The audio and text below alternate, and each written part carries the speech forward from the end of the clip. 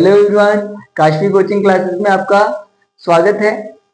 और हम अभी पढ़ रहे हैं क्लास 12 फिजिक्स का चैप्टर 3 करंट एंड इलेक्ट्रिसिटी, जिसमें आज के लेक्चर में हमारा फर्स्ट टॉपिक है सेल, है ना। तो सेल क्या होता है? Cell is a device which converts a chemical energy into electric energy, है ना। सेल एक ऐसा डिवाइस है या एक ऐसी युक्ति है, क्या है बेटा? सेल एक ऐसी युक्ति है जो रासायनिक ऊर्जा को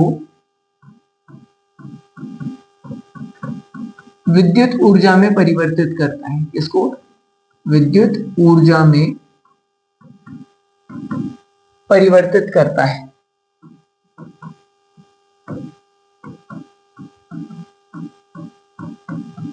ठीक है।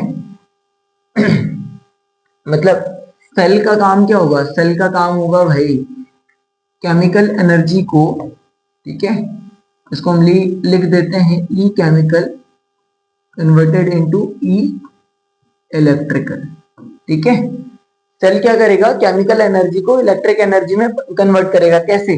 तो देखो, सेल में होता क्या है बेटा कि मान लो ये हमारे पास एक सेल है जिसमें ये दो क्या है, ये दो है इसके इलेक्ट्रोड्स, ये दो इसके क्या है, इलेक्ट्रोड्स है। ठीक है।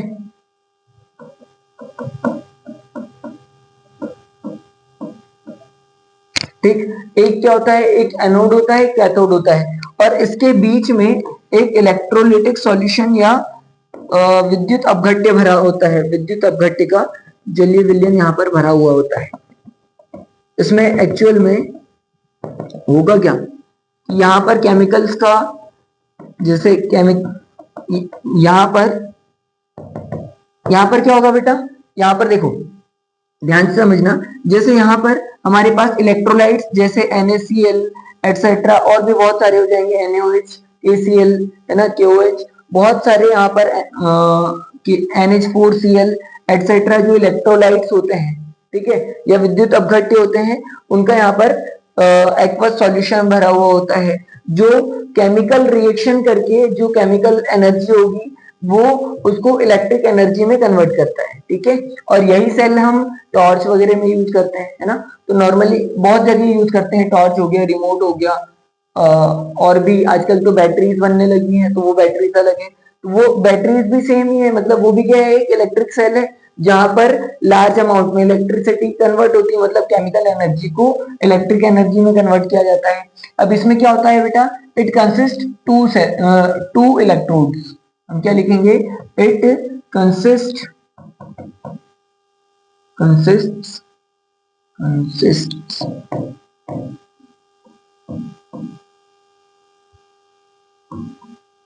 टू electrodes and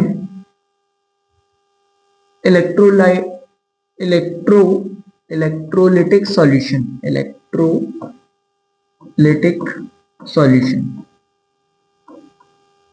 ठीक है। इसके अंदर क्या होता है, तो इलेक्ट्रोलिटिक सॉल्यूशन होता है और दो इलेक्ट्रोड होते हैं। ठीक।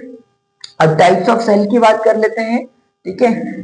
इसको हम क्या बोलते हैं, ये तो इलेक्ट्रोड ही रहेंगे, और इसको हम बोलते हैं विद्युत अपघटनी विलयन। विद्युत अपघटनी विलयन। ठीक है। तो ये दो चीजें होती है मेनली सेल के अंदर। ठीक है। अब टाइप्स ऑफ सेल, तो टाइप्स ऑफ सेल दो टाइप के होते हैं भाई। कितने टाइप के होते हैं? दो। ठीक है। पहला कौन सा है? पहला आपने केमिस्ट्री में पढ़ा होगा। ठीक है। प्राइमरी सेल, ठीक है, जिसे हम प्राथमिक सेल कहते हैं, प्राथमिक सेल, और सेकेंडरी सेल, है ना, जिसे हम द्वितीयक सेल कहेंगे, द्वितीयक cell. Primary and secondary cell. चलो, तो अंतर क्या है इन दोनों में, बताओ। इन दोनों में अंतर क्या है? प्राथमिक सेल क्या होता है? यूज एंड थ्रो वाला काम होता है। ठीक है। आपने 10 रुपए का सेल लिया, रिमोट में डाला वाला, घड़ी में डालने वाले, वो जो एक बार यूज किए और यूज करके थ्रो कर दिया, यूज एंड थ्रो वाला जिनका कॉन्सेप्ट होता है, वो कहलाते हैं हमारे प्राथमिक सेल। ठीक है, जो हमारा मरकरी सेल होता है, जो हमारी ये इन वॉचेस में लगता है ना, और खिलौनों में जो बारीक बारीक सेल लगते हैं वो वाले प्राथमिक सेल में आ जाएंगे। जो हमारे घड़ी में लगते हैं, कौन सी दीवार घड़ी में, है ना, उसमें हो गया, अपने रिमोट में हो गया, वो जो सेल लगते हैं वो सारे कौन से होंगे, प्राथमिक सेल। और द्वितीयक सेल बेटा, मतलब इसका मतलब क्या है कि इन्हें हम बार बार रिचार्ज नहीं कर सकते, है ना, बार बार चार्ज करके यूज नहीं कर सकते, केवल एक बार यूज करके, एक बार उपयोग करके फेंक दिया जाता है, एक बार उपयोग में आते हैं, एक बार यूज में आते हैं, है ना, करके करते हैं, बस करके फेंक देते हैं। ठीक है, बार बार यूज नहीं होंगे, ये वो वाले होंगे। और द्वितीयक सेल या सेकेंडरी सेल क्या होंगे, जो हमारी बैटरीज है। ठीक है, जो हमारी बैटरी है वही सेकेंडरी सेल है, जिन्हें हम बार बार चार्ज करते हैं, है ना, बार बार चार्ज करते हैं, फिर यूज करते हैं, फिर चार्ज करते हैं, फिर यूज करते हैं। जो हमारे आजकल के कुछ सेल भी आ रहे हैं, छोटी छोटी सेल, है ना, कुछ सेल है जिन्हें हम बार बार यूज करके मतलब चार्ज करके यूज कर सकते हैं, वो सेकेंडरी सेल कहलाते हैं।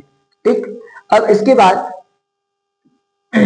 चलो, ईएमएफ ऑफ सेल, या इसे हम बोलते हैं बेटा सेल का विद्युत वाहक बल।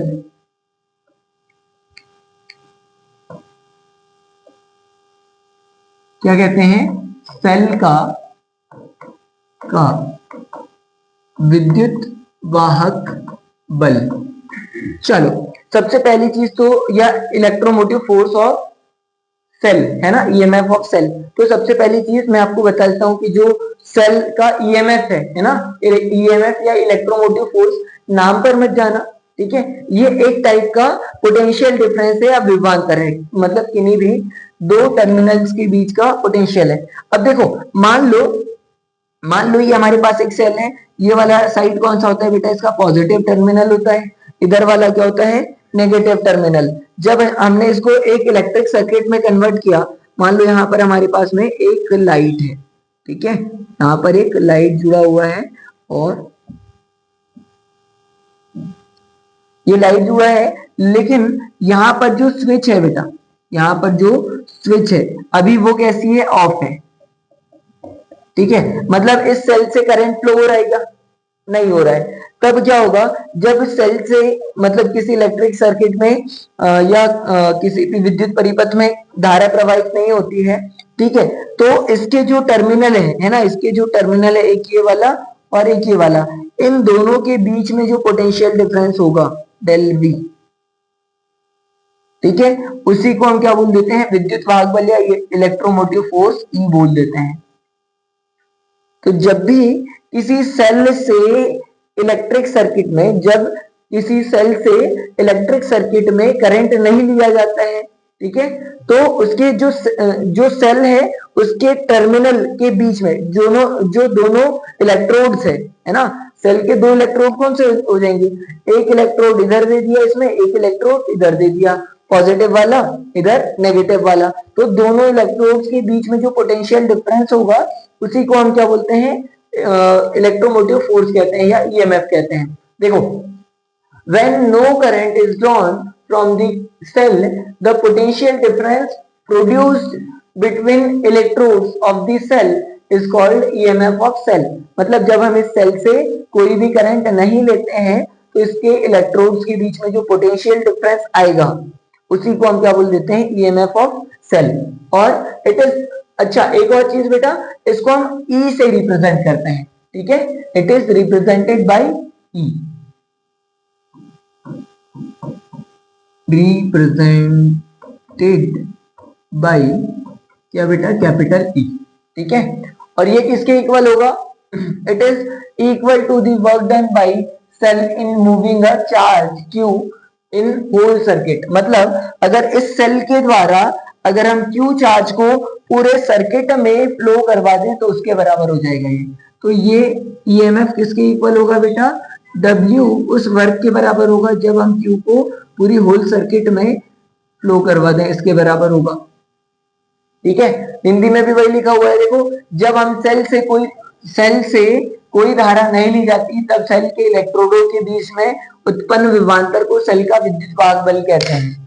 और यह पूर्ण परिपथ मतलब पूरे परिपथ में सेल के द्वारा q आवेश को प्रवाहित करने में किए गए कार्य के बराबर होता है यही। ठीक, अब एसआई यूनिट, तो बेटा देखो ईएमएफ ऑफ सेल है, मैंने आपको क्या बताया कि ये एक टाइप का विभवांतर है। देखो हमने क्या बोला, द पोटेंशियल डिफरेंस प्रोड्यूस्ड, है ना, potential difference produced between electrodes, तो उसी पोटेंशियल डिफरेंस को हम बोल रहे हैं। और पोटेंशियल का या विभव का की एसआई यूनिट क्या होती है बेटा, वोल्ट। ठीक है, और ये वोल्ट अगर आप इस फॉर्मूले के अकॉर्डिंग देखोगे तो जूल पर कूलम के इक्वल होगा, है ना। ये वोल्ट अगर आप यहां से देखोगे तो यहां से E इक्वल्स टू क्या है, W अपॉन Q, तो इसका क्या है, वर्क का जो कार्य का या कार्य का ऐसा ही मात्रक क्या होता है यहाँ, वर्क का या कार्य का, ये होता है जूल, है ना, जूल। और अपॉन में क्या है, आवेश या चार्ज, चार्ज का क्या होता है, कूलॉम। ठीक है, तो ये 1 वोल्ट किसके बराबर हो जाएगा बेटा, या फिर वोल्ट किसके बराबर हो जाएगा, वो हो जाएगा जूल पर कूलॉम के बराबर। ठीक है, तो ये वोल्ट और इनमें रिलेशन है, बट एसआई यूनिट तो हमारी ये है, और इसी को मतलब जूल पर कूलॉम को हम क्या बोल देते हैं, वोल्ट बोल देते हैं। इट इज क्लियर भाई, क्लियर है क्या? ठीक है, नेक्स्ट आगे चलते हैं। Potential difference of cell. अब कुछ नहीं है, थोड़ा सा अंतर है। जब हम सेल से करंट नहीं ले रहे थे तो सेल के इलेक्ट्रोडों के बीच का पोटेंशियल डिफरेंस क्या कहला रहा था, ईएमएफ कहला रहा था। हमने क्या बोला, जब सेल से हम किसी भी इलेक्ट्रिक सर्किट में करंट नहीं ले रहे थे तो सेल के इलेक्ट्रोडों के बीच का पोटेंशियल डिफरेंस क्या कहला रहा था, ईएमएफ कहला रहा था। लेकिन जब हम सेल से, अगर मान लो सेल से करंट ले रहे हैं तो किसी भी दो टर्मिनल मतलब उस सर्किट में, जैसे मान लो ये हमारे पास वही वाला सर्किट है, ठीक है,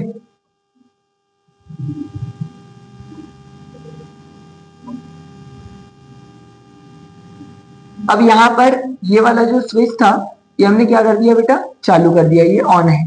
ठीक है, अब ये पॉजिटिव टर्मिनल, ये नेगेटिव टर्मिनल, करंट किधर से किधर बहेगा, पॉजिटिव से नेगेटिव की ओर। हम पहले ही ऑलरेडी पढ़ चुके हैं कि करंट की डायरेक्शन कैसी होती है, पॉजिटिव से नेगेटिव की ओर, मतलब इधर से जाएगा और इधर की ओर आएगा। ठीक है, करंट, तो जब करंट फ्लो हो रहे हैं तो यहां पर क्या होगा, ये जलने लगेगा। ठीक है, ये जलने लगेगा।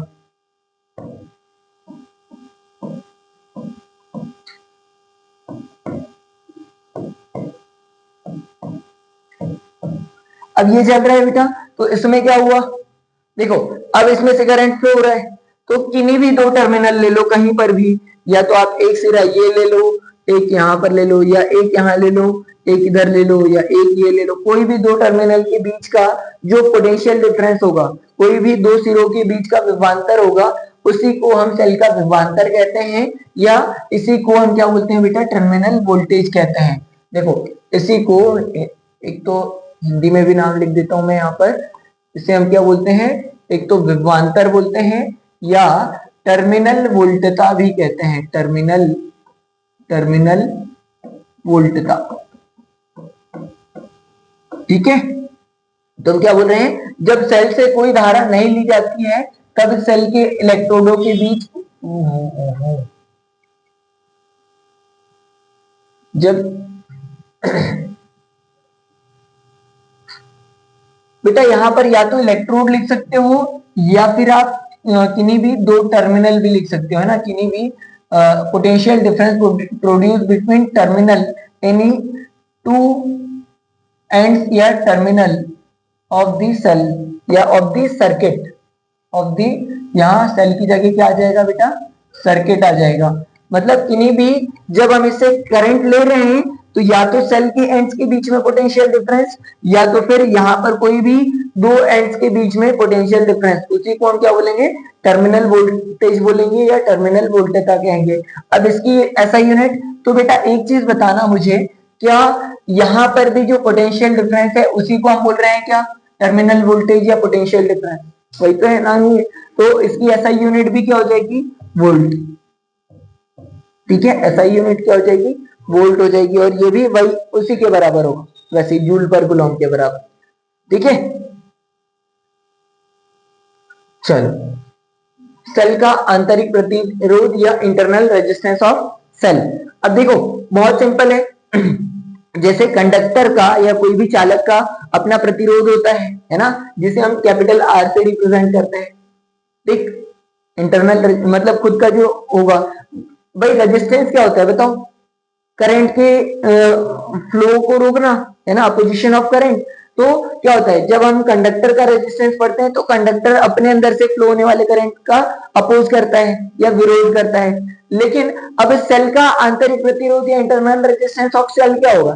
तो सेल के अंदर के जो मटेरियल है, या इलेक्ट्रोड हो गया, उसका इलेक्ट्रोलाइट हो गया, है ना, इलेक्ट्रोलिटिक सॉल्यूशन है, या मतलब हम क्या बोल रहे हैं बेटा, अंदर के विद्युत अपघट्य या इलेक्ट्रोड वाला जो मटेरियल है, ठीक है, इनके द्वारा जो करंट जो फ्लो होना है उसके मार्ग में खुद सेल के द्वारा हो रहा है, मतलब सेल के अंदर के पार्ट्स के द्वारा।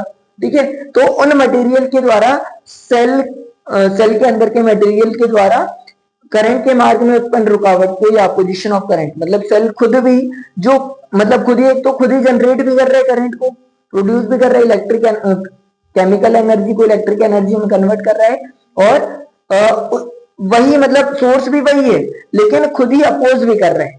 और वो अपोजिशन किसके कारण हो रहा है या विरोध किसके कारण हो रहा है? मतलब सेल के अंदर के मटेरियल्स के कारण, है ना।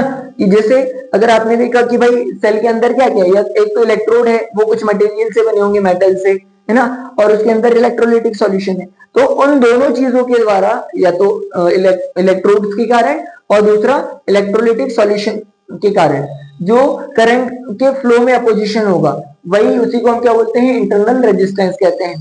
ठीक है, cell opposition of current applied by the electrolytic solution and electrodes. यहां पर क्या हो जाएगा? Electrodes of the cell is called internal resistance of cell. ठीक है, अब देखो जो हम किसी कंडक्टर का रेजिस्टेंस को हम कैपिटल आर से रिप्रेजेंट करते हैं, है ना, और ये हमारे पास में एक्सटर्नल रेजिस्टेंस कहलाएगा। कोई भी हमारे पास में सर्किट में हम रेजिस्टेंस लगाते हैं या प्रतिरोध लगाते हैं तो उसको हम बाह्य प्रतिरोध कहते हैं या एक्सटर्नल रेजिस्टेंस कहते हैं, जिसके हम ऑलरेडी पढ़ चुके हैं ना कैपिटल आर से। लेकिन अगर हम इंटरनल रेजिस्टेंस की बात करेंगे तो बेटा इसको हम स्मॉल आर से रिप्रेजेंट करेंगे। तो इट इज रिप्रेजेंटेड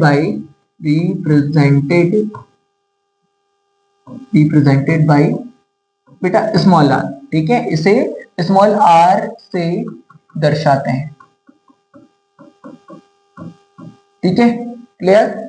चलो इसके बाद लास्ट टॉपिक आज का, ठीक है, आज की क्लास का लास्ट टॉपिक है आंतरिक प्रतिरोध को प्रभावित करने वाले कारक या factor which affecting internal resistance of the cell. ठीक है, कौन कौन सी चीजें हैं जो सेल के इंटरनल रेजिस्टेंस या आंतरिक प्रतिरोध को कम या ज्यादा करती है? तो सबसे पहली चीज बेटा इलेक्ट्रोडों के बीच की दूरी, है ना, इलेक्ट्रोडों के बीच की दूरी, डिस्टेंस बिटवीन इलेक्ट्रोड्स। तो देखो सबसे पहली चीज आपको याद रखना है, अब ऐसे समझना, ठीक है, अगर ये अपने पास सेल है, इधर था सेल, ये, ठीक है, अब ध्यान से देखो इस सेल को, जब यहां पर जैसे NaCl है, यहां पर क्या होंगे बेटा? Na+ आयन होंगे और Cl- आयन होंगे। जब हम इनसे करंट लेंगे तो ये जो आयन से बेटा पॉजिटिव से नेगेटिव की ओर चलते हैं, या तो इधर से इधर की ओर और कुछ इधर से इधर की ओर चलेंगे। तो जब करंट ये इनके बीच की दूरी जितनी ज्यादा होगी तो उसके बीच में इलेक्ट्रोलाइट भी उतना ही ज्यादा होगा, और यहां से उसको ज्यादा ट्रेवल करने में ये जब डिस्टेंस ज्यादा ट्रेवल करनी होगी तो अपोजिशन भी ज्यादा होंगे, है ना, अपोजिशन भी ज्यादा होंगे, और यहां पर मतलब अपोजिशन ज्यादा होगा तो इंटरनल रेजिस्टेंस क्या हो जाएगा? बढ़ जाएगा। ठीक है, तो मतलब यहां पर हम क्या बोलेंगे? अगर मान लो सेल के बीच की दूरी d हो, है ना, डिस्टेंस बिटवीन सेल, क्या बोल रहे हैं बेटा? अगर इनके बीच की दूरी क्या है? r मान लो या d मान लो, दोनों सेल एक दूसरे से मतलब इलेक्ट्रोड के बीच की दूरी कितनी है? d है। तो इंटरनल रेजिस्टेंस को तो हम r बोल रहे हैं, तो r क्या हो जाएगा? r प्रोपोर्शनल हो जाएगा d के। क्यों? डी बढ़ेगा मतलब दोनों इलेक्ट्रोड्स के बीच की डिस्टेंस बढ़ेगी, तो क्या होगा? इलेक्ट्रोडों के बीच की डिस्टेंस बढ़ेगी तो इंटरनल रेजिस्टेंस बढ़ेगा, आयंस को ट्रेवल करने के लिए ज्यादा टाइम लगेगा, डिस्टेंस ज्यादा कवर करनी पड़ेगी, है ना? तो ब्रेकर ज्यादा आएंगे उनकी हमें, तो ये पहली चीज है कि डिस्टेंस बढ़ने से क्या हो जाएगा? इंटरनल रेजिस्टेंस बढ़ जाएगा। ठीक है, इसको आप थ्योरी में भी लिख सकते हैं कि जो internal resistance of cell, internal resistance of cell is proportional to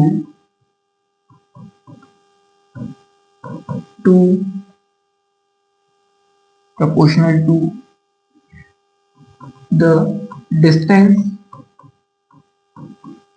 between electrodes। ठीक है भाई, इलेक्ट्रोडों के बीच की दूरी के समानुपाती होता है। ठीक है, आंतरिक प्रतिरोध। दूसरी चीज cross sectional area of electrode, इलेक्ट्रोडों के अनुप्रस्थ काट का क्षेत्रफल। बेटा अनुप्रस्थ काट का क्षेत्रफल कौन सा होता है बताओ? क्रॉस सेक्शनल एरिया कौन सा होता है? यही वाला ना, देखो ये वाला। ठीक है, ये वाला। अब एक चीज बताना मुझे, ठीक है, इनको हम बोल रहे हैं क्रॉस सेक्शनल एरिया। अगर ये भी कोई ना कोई मेटल के बने हुए हैं, धातु के बने हुए हैं, ठीक है। अब अगर ये वाले हमने जब पढ़ा था कि चालक का जो प्रतिरोध होता है या किसी कंडक्टर का जो रेजिस्टेंस होता है वो क्रॉस सेक्शनल एरिया के इनवर्सली प्रोपोर्शनल होता है। मतलब अगर ये जितना मोटा इलेक्ट्रोड होगा तो उसका खुद का रेजिस्टेंस क्या होगा? कम होगा। अब इसका खुद का रेजिस्टेंस कम होगा तो सेल का इंटरनल रेजिस्टेंस अपने आप कम हो जाएगा। क्यों? क्योंकि भाई ये भी तो डाल रहा है उसके फ्लो में, करंट के फ्लो में रुकावट, अपोजिशन, तो ये भी कम हो जाएगा। मतलब यहाँ पर इनवर्सली प्रोपोर्शनल हो जाएगा। जैसे जो कंडक्टर का रेजिस्टेंस है वैसे ही इसका सेल का इंटरनल रेजिस्टेंस भी होगा। तो अगर क्रॉस सेक्शनल एरिया ए हो, है ना, किसी भी इलेक्ट्रोड का क्रॉस सेक्शनल एरिया अगर ए हो तो जो आर होगा बेटा वो इनवर्सली प्रोपोर्शनल होगा क्रॉस सेक्शनल एरिया के या अनुप्रस्थ काट के क्षेत्रफल के व्युत्क्रमानुपाती होगा। ठीक है, यहां लिख लोगे क्या? Internal resistance of cell is inversely proportional to cross sectional area. ठीक है, यहां से बस यही है कि या सेल का जो आंतरिक प्रतिरोध होता है वो इलेक्ट्रोडों के अनुप्रस्थ काट के क्षेत्रफल के व्युत्क्रमानुपाती होता है। ठीक है, अब कॉन्सेंट्रेशन ऑफ इलेक्ट्रोलाइट्स या विद्युत अपघट्य की सांद्रता। ठीक है, अब एक चीज बताना बेटा, अगर अगर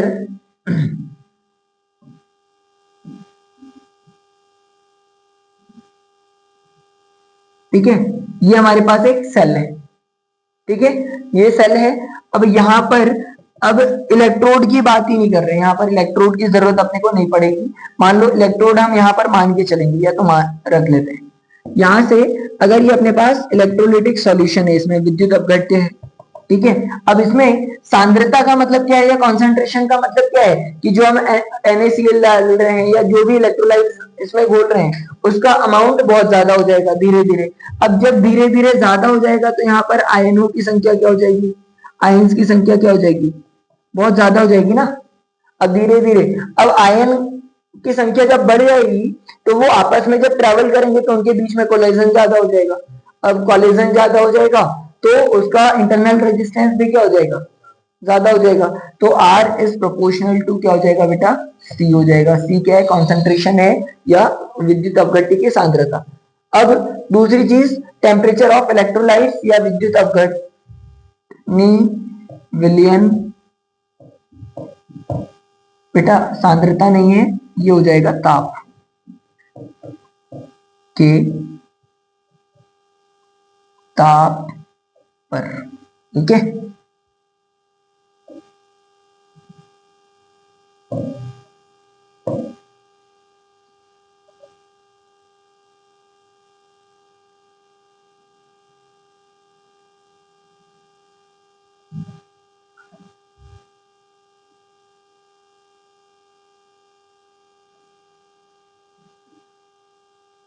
के ताप पर। अब होगा क्या, ध्यान से समझना। ठीक है, जब हम इस विलयन का ताप बढ़ाएंगे, टेम्परेचर बढ़ाएंगे, ठीक है। यहां से जब हम ताप बढ़ाएंगे या टेम्परेचर बढ़ाएंगे तो इनकी काइनेटिक एनर्जी या गतिज ऊर्जा ऊर्जा बढ़ेगी। अब काइनेटिक एनर्जी बढ़ेगी तो ये मूव तो तेजी से करेंगे, लेकिन क्या हो जाएगा, यहां से इनके बीच में कोलिजन फिर बढ़ने लगेगा, है ना, कोलिजन बढ़ने लगेगा तो फिर यहाँ पर भी क्या हो जाएगा बेटा, जो इंटरनल रेजिस्टेंस वो प्रोपोर्शनल हो जाएगा। भाई टेम्परेचर बढ़ाने से रेजिस्टेंस बढ़ रहा है, कोलिजन बढ़ेगा तो रेजिस्टेंस बढ़ेगा, रेजिस्टेंस बढ़ेगा मतलब इंटरनल रेजिस्टेंस बढ़ गया है, फिर तो ये भी प्रोपोर्शनल है। ठीक है, तो ये चीजें क्लियर हुई, ठीक है, पूरा क्लियर है। ठीक है, तो अगर सारे कॉन्सेप्ट क्लियर हैं तो वीडियो को लाइक करें, शेयर करें और सब्सक्राइब करें। Thank you so much.